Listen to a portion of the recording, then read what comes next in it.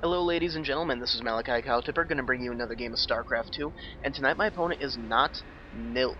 So, let's see what kind of Nilc this not mister has to bring to the game. So, pretty interesting game, and just judging by his profile, looks like he enjoys all types of play, 1v1, 2v2, 3v3, and 4v4, but it looks like he's only got about 75 1v1 games under his belt, and there's something different about, completely different strategies that you need in 1v1 versus 2v2. Like for myself, I feel I'm a pretty decent 1v1 player, but you put me and my buddy in 2v2 and we just really do not do all that good, to be perfectly honest with you. It's really tough to say what we need to improve on. I think it's because, coming from a 1v1 standpoint, I always want to macro so hard, and maybe it's just because we're in the Bronze League, but it seems like we just get rushed, and I'm like, dude, I'm trying to macro, don't rush me for another few minutes, please? And also, I think just because some of the nature of the 2v2 maps where you're not always together, and it's not, it's not uncommon to have the enemy just push in with both their armies and just steamroll over one of the people, and that is incredibly frustrating. So both of us right here sending out a scout, and they're actually going to see each other right here. They're going to be like, sup bro, tag, bro. So all harvesters are inherently friends. They really do not want to hurt each other. It's just not in their nature to cause harm to each other. He's just going to be content over here to see where I am, and what I want to do is I want to get inside of here, I want to try to block the gateway, and then after that, scout to my little heart's content.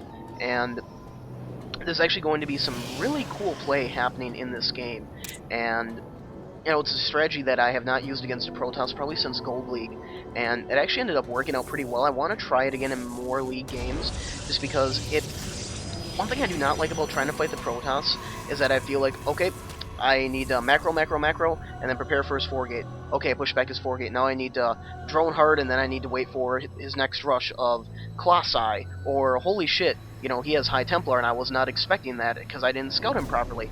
And this game, I really try to take more of the game into my own control. I'm not leaving anything to fate. No fate but what you make. Motherfucking Terminator, that's what's up. So anyway, going back to the actual game at hand, that's what you guys are watching StarCraft right now. This is the point where the Protoss is going to start to pull ahead of the Zerg in terms of economy, because he can be continually training probes this entire time. We're probably going to see a Chrono Boost dropped on this Nexus very soon, unless he's going to save it for something on the Gateway. But right here is where the Zerg will usually have to start sacrificing larvae very soon in order to build units or to build tech, and we're just going to see a continual stream of the probes coming out, and he's actually, nope, there we go, there goes a Chrono Boost, and hopefully get another probe in there. Oh no, it's not being used. Oh, never mind, it went over there. I'm just kidding, guys. And this wall, good choice getting the 2 Zealots. It's very nice. Maybe he's seen that video where you actually right-click really hard behind a Zealot that's walled off. You can actually push him and get your Zerglings in there. And I don't know if it's a bug, if it's going to be patched or whatever. And I like this. He's patrolling a drone right down here. This is just going to stop my expansion. As you can see right here, I am feebly just, oh yeah, I'm going to expand down here. And then, kind of looking, I'm not paying attention to my minimap. I'm going to click an overload over here. All of a sudden, I'm like, the fuck? My expansion didn't go down, asshole. Is kind of what went through my head right there. And let's just check out the APM of both players. 90 average in this early in the game. Wow, I'm really happy about that. My goal, if you guys have not followed my videos at all, is really to try to get my APM above 100, and he slices my drone, that fucking asshole. That is not what I wanted, but we see Warp Gate is being chrono boosted, and we're going to see 2 other gateways, maybe even 3 gateways go down here very soon. So the wall off, very minimal, very little minerals need to go into that to stop an early Zerg push. 2 Zealots is going to be enough to hold back just about anything I can throw at him, but speed is delayed a little bit. You do not always need to get it quite as fast against a Protoss as you do with a Terran player, so you can keep drones off gas for just a little bit longer, which is kind of nice for your minerals. I'm going to keep poking up here with a few Zerglings, see if I can't get a run by, because I really want to scout the space. I really want to know what's going on. And right here, oh, will I be able to? No, he's macroing that very well, just stabbing. And who got the kill? Oh, you got 2 kills. You baller. Look at you. Motherfucking man, you're going to get all the ladies tonight, aren't you? Silly goose. And just take a look at this. I have to right now do everything I can to not fall too far behind as far as harvesters go when it comes to this. Now, if you're dealing with a Protoss 4-gate, what you really want is at least full saturation of 2 drones per mineral patch by the 5-minute mark, 5.5-minute mark at the latest, because if you take a look at this, he'll be pulling ahead, and I just had to sacrifice 2 more drones over here, one for an Evo chamber, and then one for the extractor. Now, the reason behind the Evo chamber is, if I run up here with this group of Zerglings, if I can get my run by, and I feel that I have speed, I'll be able to now, and if I just happen to see a Stargate up here, I need to lay down spores right now, build more queens, or I'm fucked, and right here, I'm actually able to get my Zerglings by, yes! And he's warping another Stalker, so I spot everything that he has going on in his base. And I'm actually going to build a manage to get a few of these probes, too. Always a nice pickup when you can kill some of their economy. It just makes... It sucks for him. He just lost a bunch of mining time. Lost, you know, I think he lost 4 harvesters right there, so definitely a good attack as far as that goes. And now that I see that there's a Robo Bay going up, I see 3 warp gates, very few units. I know I've got just a little bit of time to prepare for this attack, but impending, seeing that there's a Robo Bay there, he's definitely expecting roaches, which means he probably hasn't scouted me. But I do have a roach warn in case I saw a lot of zealots. So this is kind of a cool little tech switch that you can play back and forth. If you see, you know, this Robo Bay, he's going to be wanting to push immortals out of it. And if you see very little zealots, get lings. But if you see a lot of zealots, get roaches, and then you'll be very adept, especially on creep, which I am working on spreading out right now, by the way, guys, to deal with whatever he's going to be able to throw at you. Now, just looking at this right now, he's still ahead of me by a few harvesters. That pickup was actually very nice, because he has not yet been able to replace those. And just looking at this, I'm also researching ground level 1.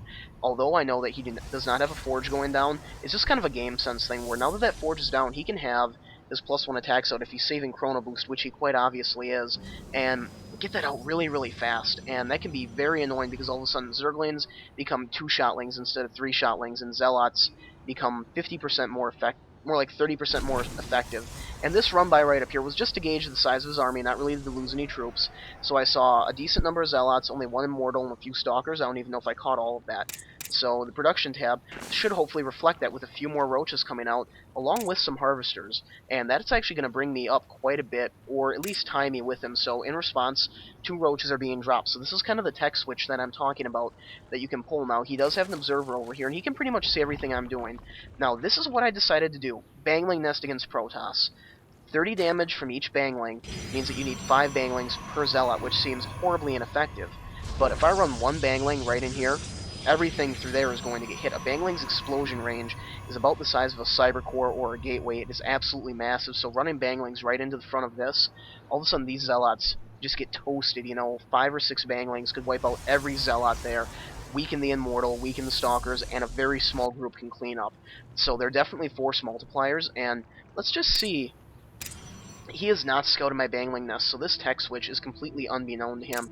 He will have no clue that that is going to be going down, and does he have a second observer out? Nope, it's only that one. And I'm spreading my overlords out. What I will be doing very soon is sending out a Zergling just to try and scout and see what's going on. If we check this out, I'm actually ahead 33 to 26 harvesters, and he hasn't decided to expand it out, but he's going to right now because he knows that I'm expanding, and my drone count is actually going to start to reflect that soon. So there goes a photon cannon, and here morphs a bunch of Banglings. So his observer, not really caring, just going to chill over here, and he has no clue whatsoever that there's a shit ton of Banglings ready to just wall into this.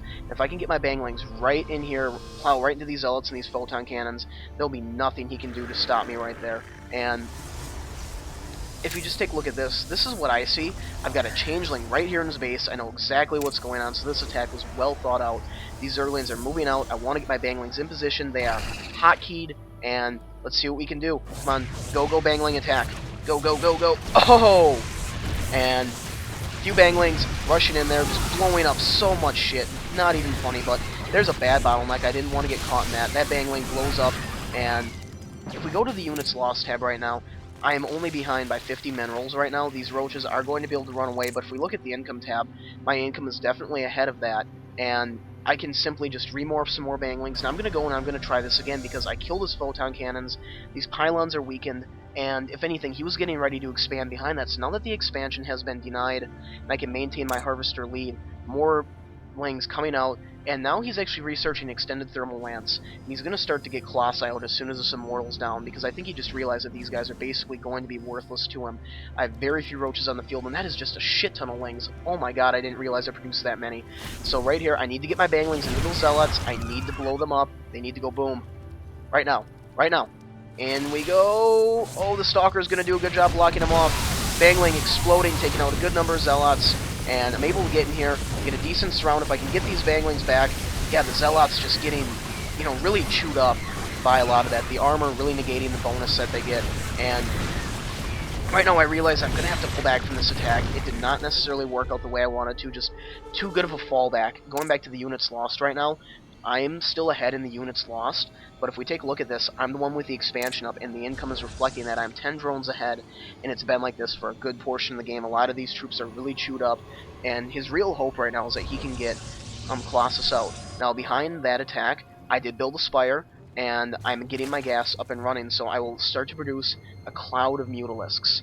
Now, this is kind of a dangerous spot that I'm in, because I'm doing a big tech switch, because I'm anticipating the Colossus. Now that I've just hit him with 2 very hard attacks of Zergling Bangling, he has not expanded, and it's basically, if he cannot win with these Colossus, there's really not going to be much that he can actually do to stop me when it comes to my Wrath. And this Zergling is telling me right now, he has nothing else on the base, you've kept him contained this entire time, just keep it up. These patches are so close to dry, it is not even funny. There's maybe there's maybe only 2,000 or 3,000 minerals left there. You cannot fund that big of an army off of that, and all you need to do is just maintain your economic lead, and just continue to produce units. Go into the army tab right now. His is way bigger than mine, and just looking at the resources, I'm sitting on a lot of minerals. What I really need to be doing is getting a 3rd expansion up, which I'll be doing very, very quickly. Over here you can see my drone is going. I'm going to take a far expansion, and I just need to get more troops out. I need to spam Zerglings, spam Mutas, spam Roaches. Just make sure that my army, as you can see, I'm starting to close the gap, but it needs to be big enough to stop this. And there is no other attack going down right now, and he's probably going to get 2 or 3 Colossus out, and then he's going to go for it. And the good thing about having that +1 armor is it negates, basically it denies the effectiveness of that attack. So it's basically like the dice were reset on that end of it. The food count favors me just ever so slightly. Income, I'm now ahead greatly, 42 to 52 to 25 harvesters. But as you can see, I'm not fully saturating my minerals because I'm having a hard time spending all of that. I could use, maybe transfer 1 or 2 of those drones down here to the healthier mineral patches, and this expansion is just going up. And this is going to be really important to keep an eye on that army tab. Who's going to be able to come ahead of this? Because his army is a lot bigger than mine, even though I've got a food count advantage. This is a very good army to counter what I have. My scouting Zergling just got fried. He's expanding behind his pressure, and this is really where this game is going to come down to right now. There's a decent number of Stalkers on the ground, but if I can get my Lings in there to deal with some of the Stalkers and get my Mutas to deal with the Stalkers quick enough, I'll be able to take out the rest of this army because they cannot attack flying. So right here, I really need to be careful. I need to be very choosy about where I engage. I cannot afford force fields. I need to get around, get a surround on these Stalkers, and just start working away at them. And the Ling's just doing a good job, helping to absorb some of the Stalker damage well they can. There's only 4 Stalkers left to the big cloud of Mutalisks that's just getting bigger and bigger, producing 10 more Zerglings, 3 more Mutalisks, and right now there's really nothing he can do to stop this. My Mutas were able to survive, everything else acted as a proper cannon fodder just like it needed to, and the Colossus are going to go down. And, he really does not have... Mineral patches are gone, he cannot produce any Stalkers to stop me, he was denied his expansion the entire game, and Notnilc was just like, that was ugly. And it felt really good to play a strong, aggressive game against a Protoss player, and what I really could have done better is just if I would have saturated drone just a little bit harder in times when I had the opportunity to, I think I really could have taken this game by the reins and had more control, more Mutas out, or if I hadn't have used all of that Vespian gas on Banglings, that could have been, maybe another 4 or 5 Mutalisks, but on the flip side, I think the Banglings did their job. They kept him from expanding. I was able to keep that pressure on him and keep him in one base the entire time. I had my 3rd just up and running, although production says I'm not really building anything right now because I'm just breathing the sweet sigh of relief. And I hope you guys really enjoyed this game. If this strategy works, I'll post another game with it. Maybe another 2 games just detailing a better build order just to see how it's done. If this strategy blows, and I get my ass kicked with a lot of it, and this guy just happened to be a noob, and I got lucky, forget that this game ever existed. In fact, just use this as an example of what worked a few times in Gold League, and I just decided to try it out again in Diamond. So, thank you very much. Malikicowtipper signing out.